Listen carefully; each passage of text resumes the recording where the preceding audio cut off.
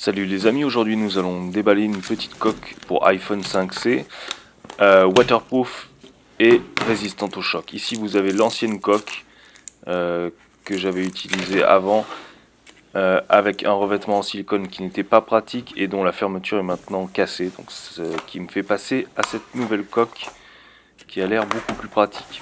Donc vous la trouvez pour une vingtaine d'euros sur Amazon. De mémoire, il me semble qu'il y a deux couleurs disponibles, une bleue et une noire. Moi j'ai choisi la noire. Donc le boîtier est livré avec un cordon jack qui permet d'avoir une étanchéité au niveau du cordon audio. Donc ici vous avez l'avant de la coque. Alors un film très très fin.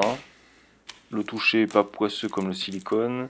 Vous avez donc un petit truc pour tenir une lingette. Voilà, un petit mode d'emploi. Bon, ça décrit les différentes étapes. Rien de très, le logo de l'entreprise. Rien de très sensationnel. Ici, l'arrière de la coque. Donc c'est quand même du costaud. Hein, ça envoie du pâté, on va dire. Il y a un cordon silicone tout autour qu'on peut voir.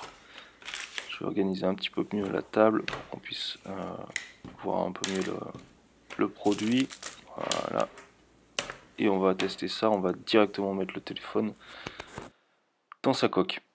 Voilà, alors je commence par l'insérer par l'avant. Donc là on a l'arrière. Hop, voilà ce que ça donnera sur l'avant. Ensuite je le positionne sur l'arrière. Et il va falloir forcer un petit peu pour clipser et parfaire l'étanchéité en fait. Voilà, donc ça se clipse. Hop, tout simple. Nickel. Pas trop de résistance. Et on voit que c'est très très bien fermé.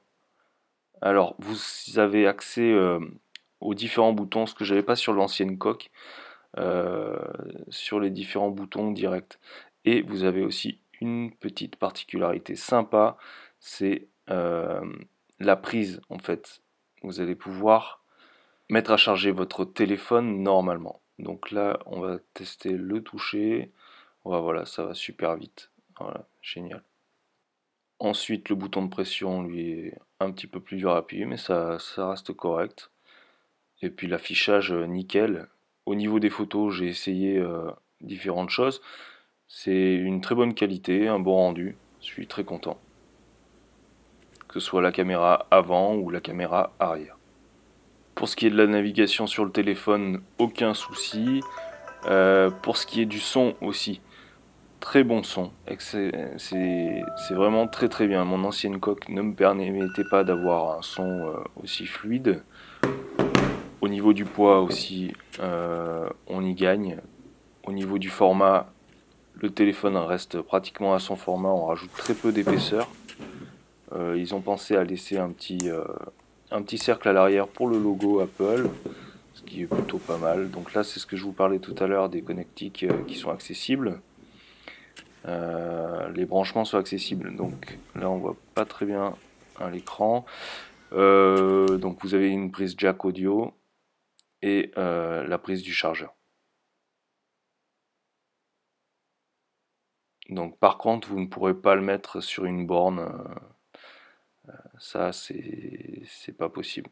Vous devrez utiliser le cordon de branchement pour recharger.